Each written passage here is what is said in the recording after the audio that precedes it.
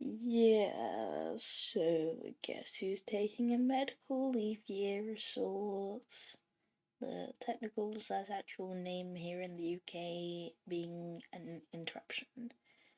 So, guess who decided fuck it and recorded like 3 podfics in 2 days?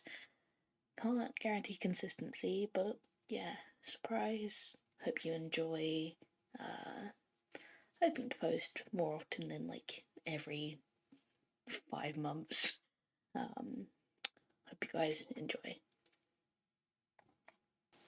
The Art of Learning to Love Yourself by Natty on AO3. Read to you by Just a Lot of Trees. Part 8. The Daedalus Test. Summary. Izuku isn't a clumsy person, and Nezu keeps his campus pristine, so why did he trip when he first entered through the hallowed gates of UA? Was it just a mistake, or was there more than what meets the eye? And why exactly does one of the most renowned agent heroes have such a combat-biased heroics exam? And perhaps, just as importantly, why has no one questioned that? The entrance exam for UA comes much quicker than any of them were ready for. Before they really know it, Izuku, Hitoshi, Mei-chan, and Neito were standing at the oversized gates of the top hero school in Japan. Shouto ended up taking the recommendation exam, despite hating his father's influence, and was practically guaranteed a spot, but the others still needed to take theirs. Once they all met up at the gate, Izuku arriving last and receiving hugs and head pats, and maybe a peck from Hitoshi, they walk in, practically vibrating with excitement, and Izuku trips. No matter what his teachers and classmates may claim, he isn't clumsy. He attracts trouble and is incredibly chaotic, sure, but there's a difference from being clumsy. Izuku actually has a great sense of balance and decent social awareness, and only falls when he's deliberately tripped. And there's no one directly around him aside from his 3 friends, none of which would trip him. So who? Hitoshi catches him before he can fall, with a short exclamation of surprise. Careful there, Izu, don't want you falling for anyone but your boys, Neito says snidely, stopping a couple paces ahead and looking over his shoulder at them. Mei-chan stops where she is as well, from where she had been skipping ahead, and turns on her heel, spreading her arms wide. Come on, slowpokes, we're gonna be late, she exclaims brightly, yellow eyes glinting in the early morning light. I've got pro heroes to impress and babies to make. Let's go! Izuku stares intently at the ground, registering his friend's impatience, but needing to figure out what tripped him. Izu, you're okay? Hitoshi says. Izuku will never get over the sound of his voice, or the way it feels vibrating in his chest and throat, making sure he's balanced before pulling away. Yeah, he replies absent-mindedly, crouching down and running his hand on the ground. You can go ahead if you want, guys. Just checking something real quick. You sure? Neito asks, turning more towards them. I wanted to get to the exam early so I can get a good seat, but I can wait. Well, I need to split from y'all anyways, so I'll go now, Mei-chan says. Meet you here after. You better have stories, 'cause I sure will. She skips off, excitement palpable and infectious. Though that might just be to Izuku, Neito, and Hitoshi, because everyone else keeps their distance. But it's more for their loss distancing themselves than hers for being happy. Izuku only half pays attention to the replies, instead focusing on the neatly cobbled road, feeling the even bricks rough under his fingers, until he runs into a single brick, slightly raised, and it gives just a little at his touch. He grins, a little too much teeth, eyes a tad too narrow, and lets out a curious sound. It feels like a button. Izuku mutters so quietly he's unsure if Hitoshi can hear him. I'm sure, I don't want you to be late, he says, looking through his lashes to the tall boy, then over to his blonde friend. I need to see what this does. Hitoshi's eyebrows furrow in question, but before he can voice anything, Izuku presses down and the path below him opens, dropping him into the ground before promptly closing above him. What just... You're surprised? We really shouldn't be at this point. Let's go. Whatever this is way above my pay grade. With one last lingering look at where Izuku disappeared, Hitoshi stands up and follows Neito into the school building. Izuku finds himself in the dark. By the sound of his landing, it seems to be a small room, walls closed on all sides, and ceiling brushing against his fluffy curls. Reaching into his pocket, he pulls out his phone and turns on the flashlight, illuminating the space. The wall in front of him is cement, scuffed with what looks like deliberation. Broad, sweeping lines and dusty loops, too patterned and too condensed to not be there on purpose. Almost absent-mindedly, he takes out his notebook and copies down the pattern onto a blank page, running his eyes over the lines and memorizing them as he goes, line twisting and combining them into patterns as he goes. Katakana, Izuku realizes as he finishes the first 3 lines. 3 strokes vertical make a character, no punctuation. He adjusts how he's copying it down, lines laying over each other and stacking into recognizable characters. Read lengthwise, Welcome to the Labyrinth, Daedalus. In his office, hours before he's expected in the observation room for the practical, Nezu watches the green-haired child in the security cameras. He watches him puzzle out the scuffs on the wall and he lets out a string of pleased clicks. This is the first child to ever find the entrance to the Daedalus test since Nezu implemented it. That room is always there, of course. It's just perceivable during the exam to those who truly look. Nezu likes his green child. Daedalus sounds familiar to Izuku. If he's remembering correctly, the man was an ancient Greek genius inventor, a somewhat popular story in pre-Quirk media, and he had something to do with the labyrinth. A quick search on his phone, which is honestly a miracle that there's cell service, reveals that Daedalus was the creator of the labyrinth. But if Daedalus was the creator of the labyrinth, shouldn't the person being welcomed into the labyrinth be called Theseus? Shouldn't the message be welcome to the labyrinth, Theseus? He's also in a small space, not in a hallway or anything that seems remotely maze-like. Maybe using the name of the creator instead of the solver. Invader, perhaps? It's hearkening more to the man's genius. A hopeful part of Izuku thinks that it's referring to someone who belongs there, rather than someone who's foreign, who's to be hunted by the Minotaur. If it's referring to his genius and the fact that he created the labyrinth, a puzzle, no, a test, then does that make this the entrance exam? That thought doesn't make sense to Izuku. Why would the entrance exam be puzzles underground when there's information on the entrance exam online? Sure, information on the practical is hush-hush, but Izuku is the kind of person who lurks and takes notes of posts that get taken down quickly. The exam changes from year to year, but it's constant in form. A 3-hour written test, followed by a 15-minute practical.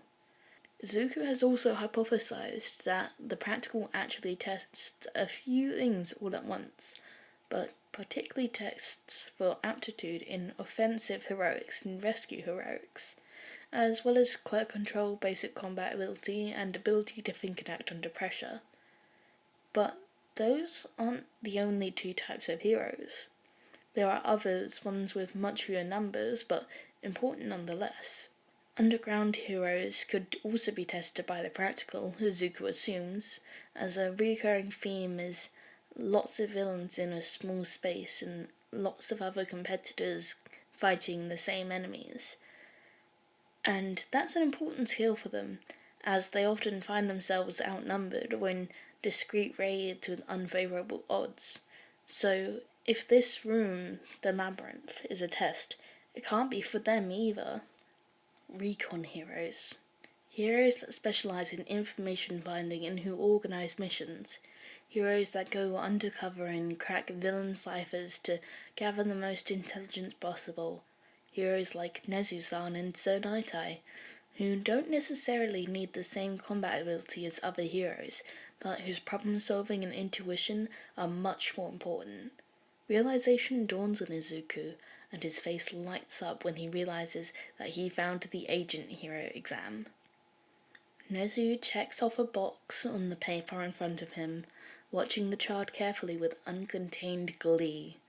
The boy's application pulled up in his computer shows the damning word Quirkless, but that means little in his mind, because Midoriya Izuku just figured out that he was being tested faster than Nezu had predicted he would, and it's a real feat to be able to surprise him. Elsewhere, Neito and Hitoshi are getting their exams handed out to them, thinly veiled worry passing between them with lingering eye contact and an empty desk adjacent. Aizawa shudders as he feels a chill run down his spine, and he knows that somewhere a god is laughing, and he has a feeling that it's Nezu, and that thought doesn't bring him any comfort. Izuku turns to his left to look for more scuffs, not even bothering to write them down this time, instead running his hand lightly over them and vocalizing the symbols as he mentally deciphers it. Theseus wanders the labyrinth, unaware of the Minotaur's prowl.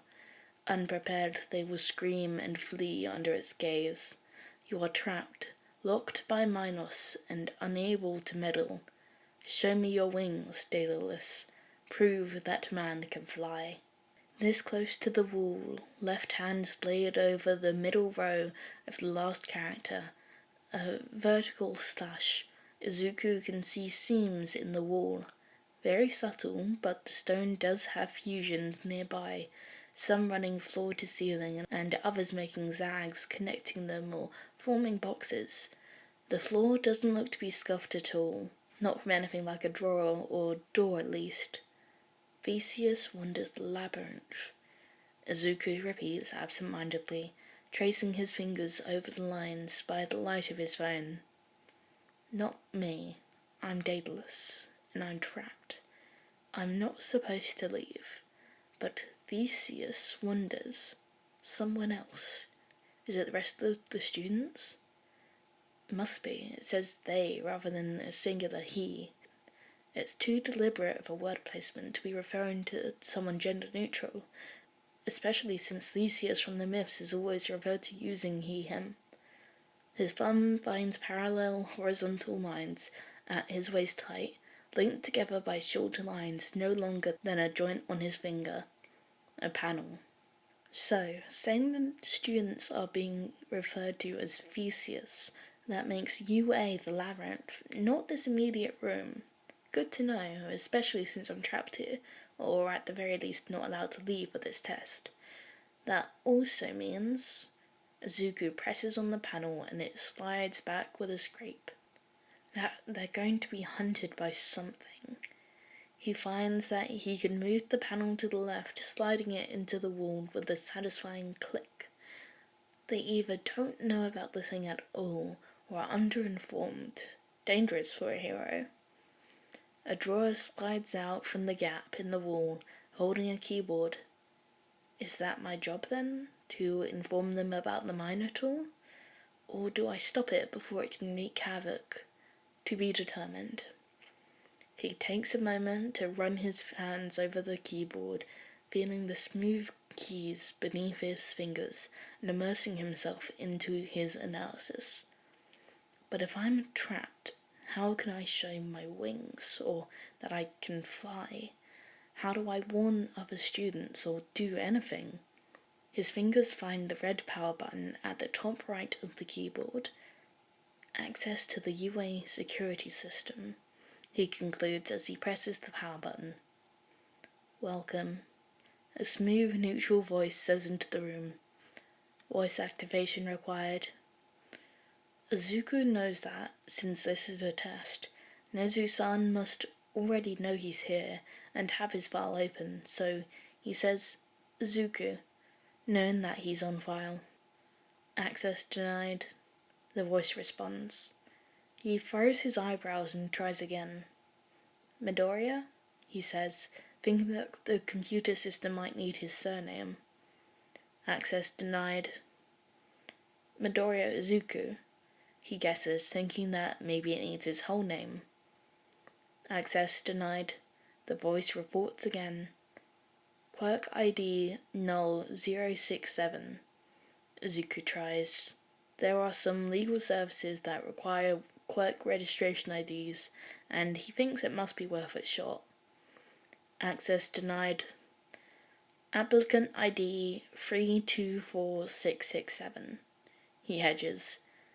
It may be a bit of a stretch, but perhaps since this is a test on information gathering, it's also testing to see if he paid attention to the ID number that came at the top of the email confirmation that his application was received.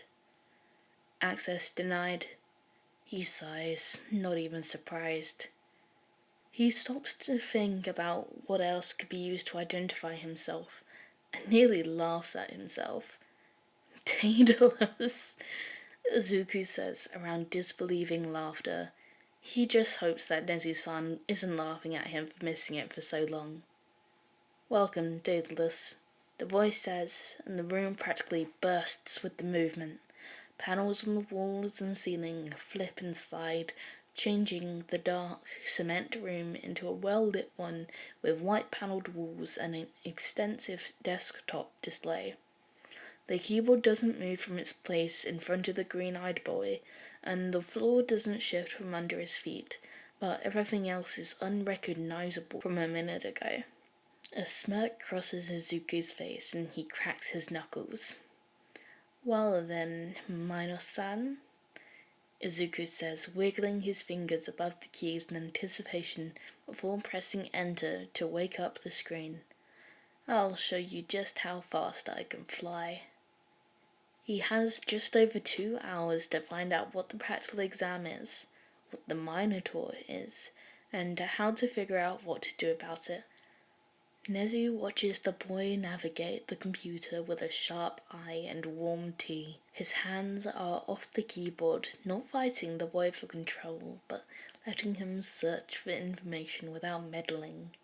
He can see, both from the computer screen and the cameras, the moment Midoriya finds access to the cameras, by the sharp look of satisfaction that crosses his face, and the slight pause in typing and mouse-clicking. Well, this is exciting, Nezu says to his empty office, voice ripe with glee. It's time I go to the observation room. Good luck, Midoriya-kun. The amount of information on the practical exam is insane. Files upon files containing blueprints of the robots, maps of the testing grounds, including above ground, student accessible underground, student inaccessible underground, and building layouts, scoring guidelines, student application files, and hero assignments. Izuku quickly realizes that a lot of the information presented is unnecessary. While having a lot of information can be helpful, there is such a thing as too much. Izuku guesses that this is a test in finding out what information is important and what's unnecessary at that moment. Right now, Izuku needs information on 2 major things: what the Minotaur is and his ultimate goal. So he starts reading the information packet that the students are given in the briefing. It's comprehensive and easy to understand, containing basic goals and information on how to gain points. Izuku notices that rescue points aren't mentioned, even though he saw the term in the scoring guidelines during his quick check. He also notices that only minimal information is given about each type of enemy, basic things like a silhouette of each type, base speed, and amount of points each is worth, but nothing too substantial like physical size or weaponry or relative dexterity. Or size, Izuku realizes. He quickly opens the blueprints folder and opens the files for the robots. Gotcha, he thinks, as he notices the discrepancy. The zero pointer is much larger than the other robots, by a lot. It's larger than some buildings, even. 0p. OP. This bot is OP. That is the Minotaur. Now, what is he supposed to do about it? Izuku checks the time. 45 minutes until the practical is scheduled to start.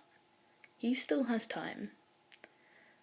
Other than making a school-wide announcement about the Minotaur, I have no way of getting the information to the students, he mutters to himself, idly tapping his fingers on the keyboard without pressing anything.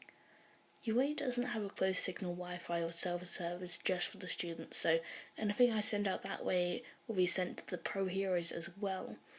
I should probably treat them as villains in this situation because they are most likely part of this test. Chances are that no one but Nezu knows that I'm here. I dropped him before I signed in, so they probably assume I'm a no-show. So warning the students is out then. That means I need to stop the Minotaur. I either need the control code so I can steer it, the power down code so I can stop it once it starts moving, or the remote start code so I can prevent it from turning on in the first place. Which would be best, I wonder? He disregards the information about the other robots and pulls up the practical exam guide again. This copy has notes for the pro heroes as well, not just the student copy, so they can keep track of potential problem areas. Most of the ones highlighted make sense. The robot spawn points, the main road where the students and robots probably congregate, possible weak points in underground tunnels. But there's an area in each section that doesn't fit the pattern. It's off to the side, a sort of random area far from other spawn points. But each test site has a pro station there for approximately the last 8 minutes of the exam. The Minotaur spawn point, Izuku deduces. Each point is near a congregation of buildings, and Izuku realizes that these are collateral. No robot the size of the zero pointer would be able to fit there without dropping buildings. That takes out steering or power down if I want to prevent panic or injury. From the riddle, unprepared, they will scream and flee under its gaze. I'm guessing I should prevent panicking, so that leaves the remote startup. Nezu can barely keep himself from checking on Midoriya-kun's progress from his phone. He's sitting in the observation room doing the final check on the systems and going over scoring one more time with his staff.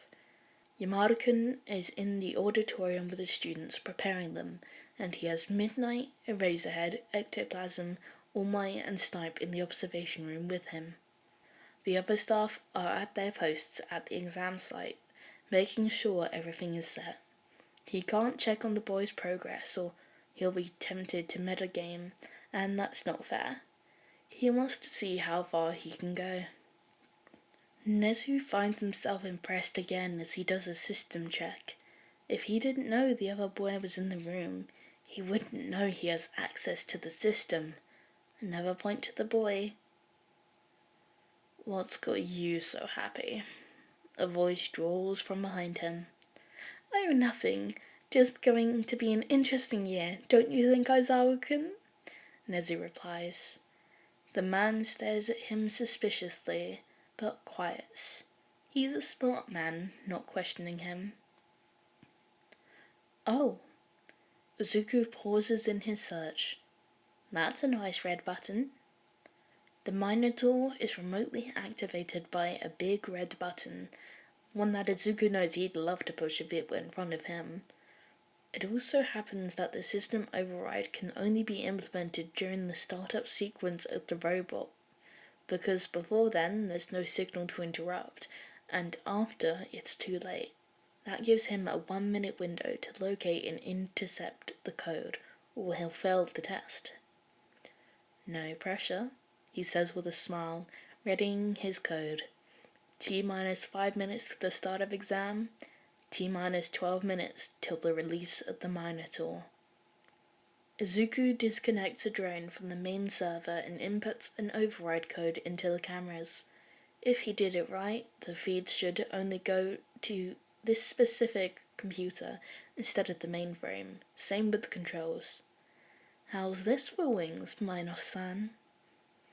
Hey Nezu, Majima-san asks at the start of the test. Why is a drone missing?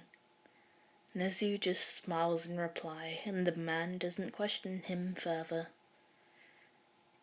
7 minutes later, Nezu pushes the button. Izuku sees the startup sequence code begin, and he immediately pastes his code in from the notes file that he had typed up while waiting for and monitoring the beginning of the exam.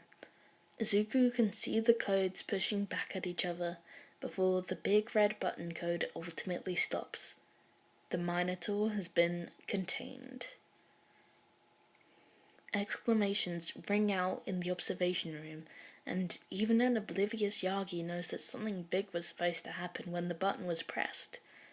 Nezu just smiles and pulls out a paper, one labelled Midoriya Izuku, and checks off the last box on the page. It's then folded and neatly put back into his pocket, and he sits back to passively watch the rest of the exam, ignoring the questions and concerns fired off by his staff. An interesting year indeed. Well done, Daedalus. The computer's voice speaks again once the code succeeds in stopping the startup code. This exam is top secret, and you will not be scored against the other students. Please do not share anything you have learned about this or any other test with anyone. Congratulations on your admission into the hero course, Midoriya Izuku. You will receive your letter in approximately 1 week. Happiness courses through Izuku's chest. I did it! He exclaims, pumping his fist in the air.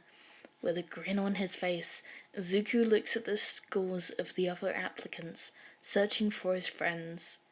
Neito, exam site B, received enough points to get into the hero course, but it looks like Hitoshi is still behind by a few. He checks the time and sees that there's still a few minutes left in the test, and spawns a couple 2-pointers near the boy.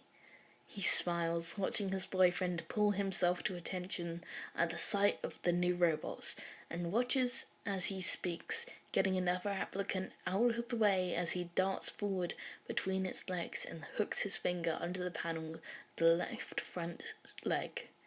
The off switch that Izuku remembers seeing mention of in the handouts. Clever Hitoshi. And his points count up just above the threshold.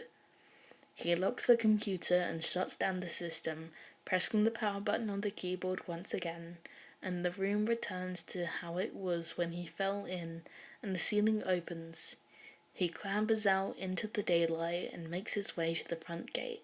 There, he meets Mei-chan, and together they wait for Neito and Hitoshi. 1 week, Izuku thinks, until physical confirmation is sent out. He can't wait. Careful there, Izu. Careful there, Izu. Izu. Izuku. Izu. Careful there, Izu. Don't want you falling for anyone but your boys. Oh, that's Neito. Careful there, Izu. Don't want you falling. How the fuck do I pronounce that?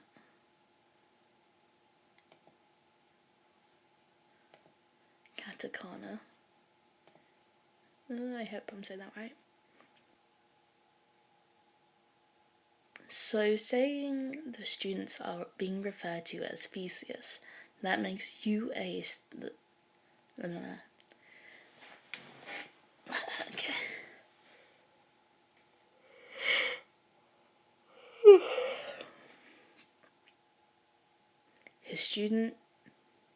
His fingers find the red power button. His hands... Yamada-kun is in the auditorium with the students, preparing them, and he has Midnight, Razorhead, Ectoplasm, All Might, and Snipe in the observation room with him.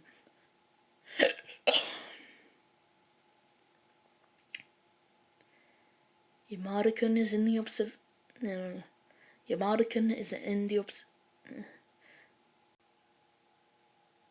Izuku sees the startup sequence code begin, and he immediately pastes his code in from the notes file that he typed up.